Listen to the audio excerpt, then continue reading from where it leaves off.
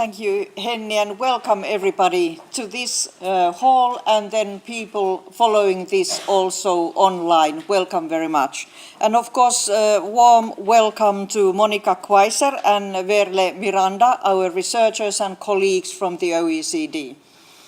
So this couldn't be a more timely occasion. There are people just negotiating over the coalition, and also the talks concerning the government program are to start fairly soon, and we know and we hope, but we also know that this is going to be one of the key questions, the status of young people in Finland and how to make sure that everybody finds their place in Finnish society and also in the working life.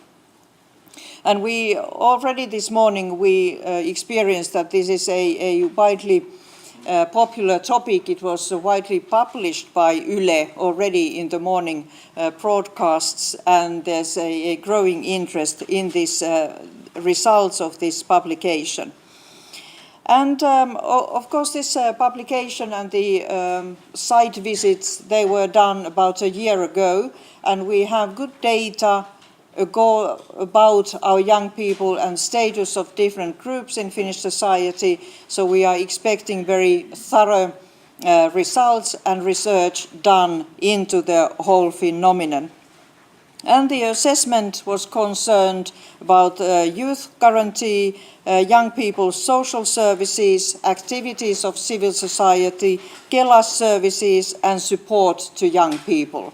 So very wide-ranging topics for the assessment.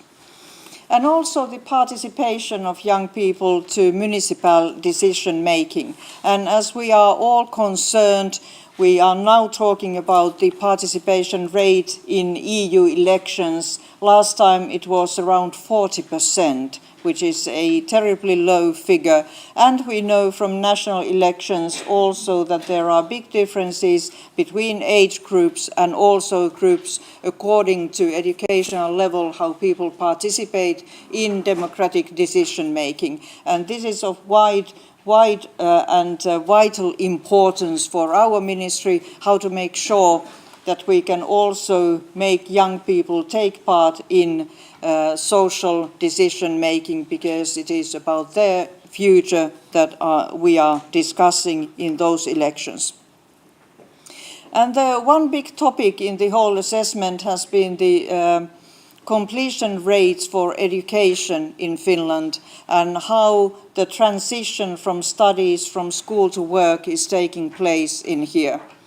And there I will come back to this issue because it is one of the big issues that we are dealing with in Finland, and a situation with which we can't be happy. So there are some difficult issues there. And of course the challenges in Finland we are facing. The demographics in Finland, they are particularly bad. They are bad almost everywhere in Europe, but we are the most rapidly aging nation in the EU, and I think at the global level we just follow Japan. So the number of young people going down dramatically, and we know that the age cohort is now going to be under 50,000 newborn this year, last year. So this is putting tremendous challenges to our welfare society in the future.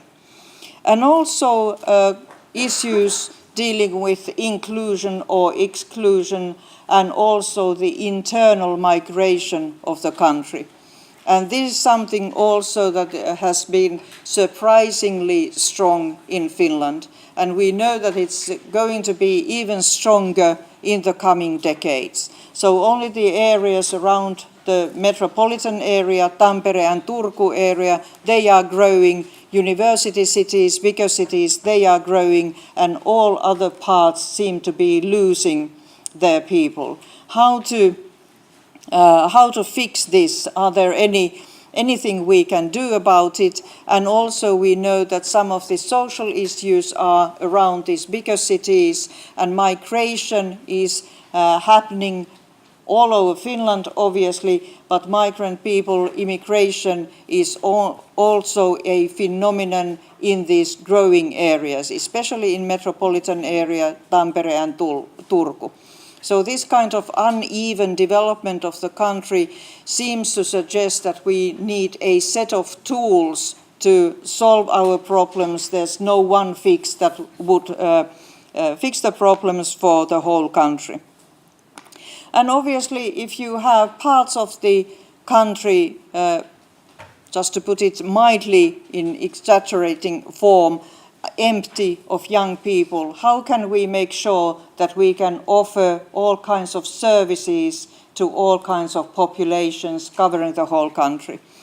We have a growing number of municipalities where the birth rate is about 20 kids per year. And then the question of early childhood education, comprehensive education, or youth services, how can we provide them so that we can reach everybody?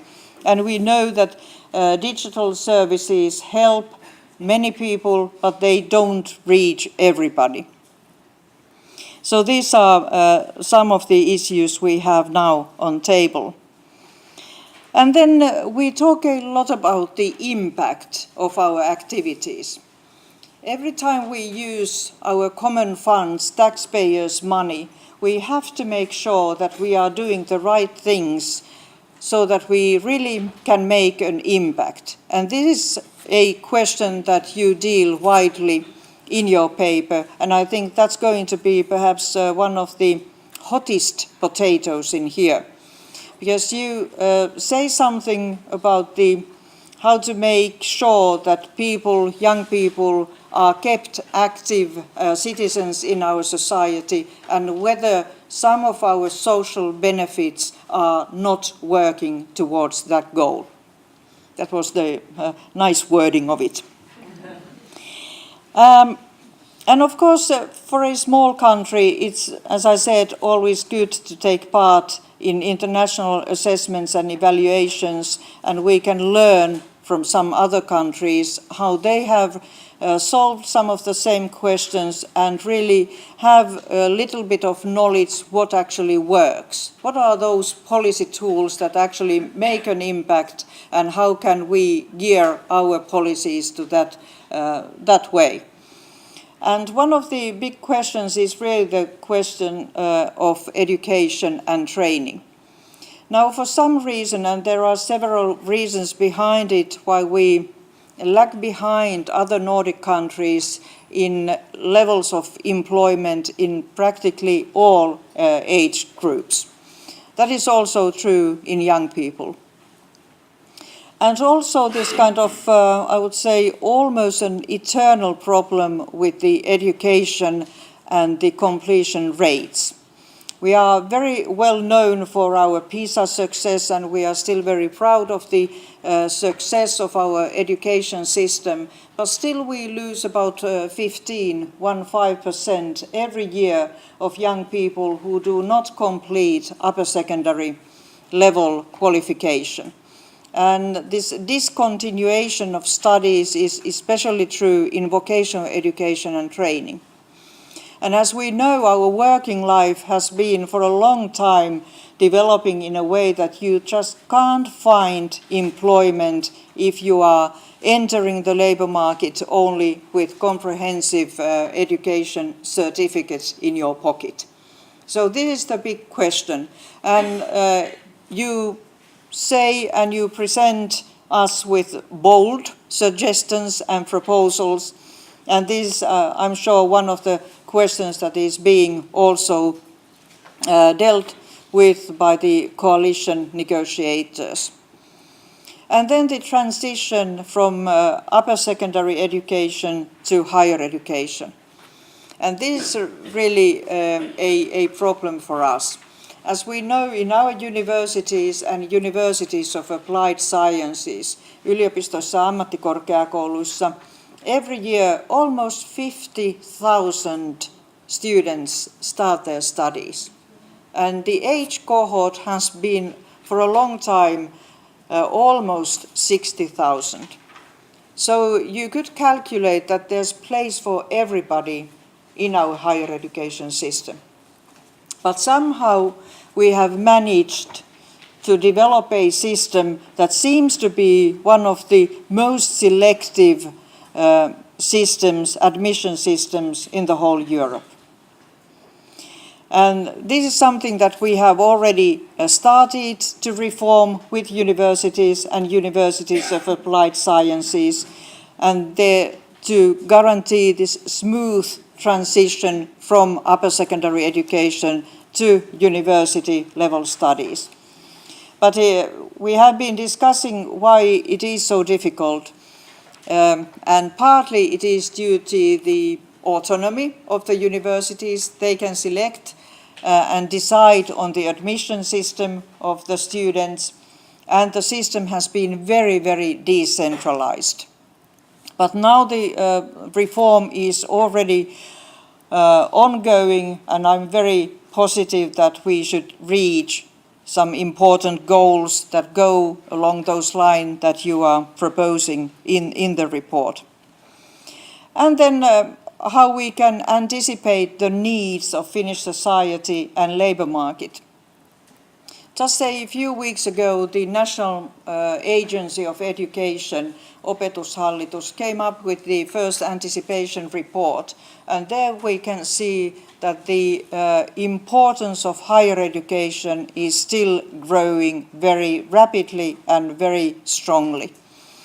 So we just have to get our educational services right so that our young people can find their place in education.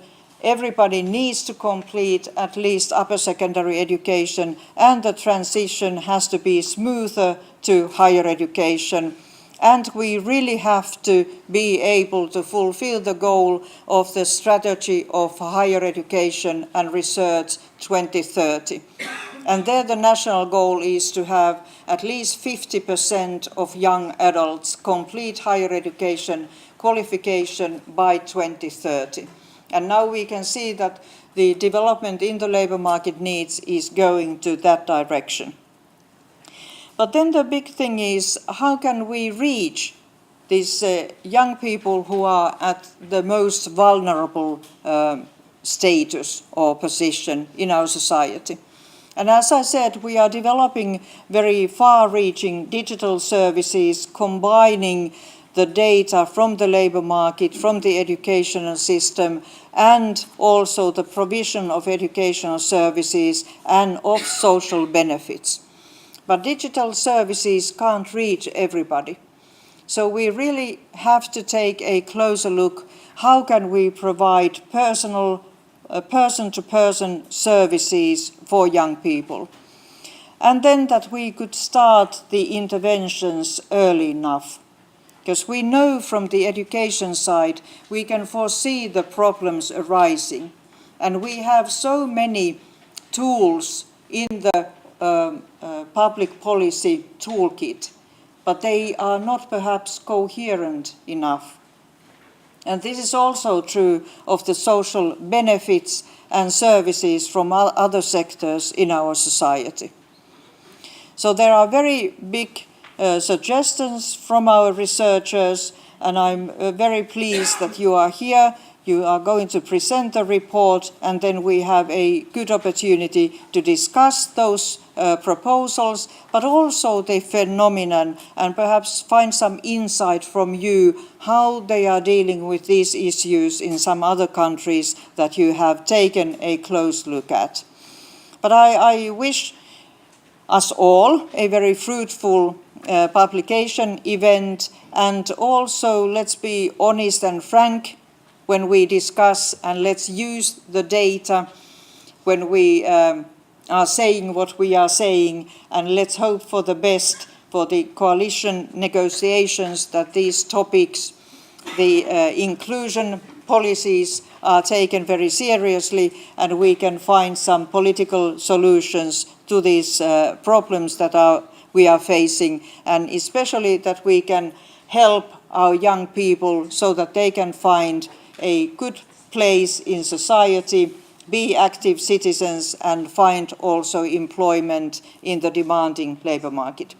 So thank you very much already at this stage for our OECD colleagues and everybody who has taken part in this study. Viihdytään, mutta ollaan rehellisiä ja varmaan täältä salista on vielä mahdollisuus tehdä semmoisia pontevia ehdotuksia sinne hallitusohjelmaneuvottelijoille niin, että saadaan näitä kysymyksiä taas potkittua eteenpäin. Tervetuloa kaikille ja kiitos teille, jotka olette osallistuneet jo tämän arvioinnin tekemiseen. Kiitos.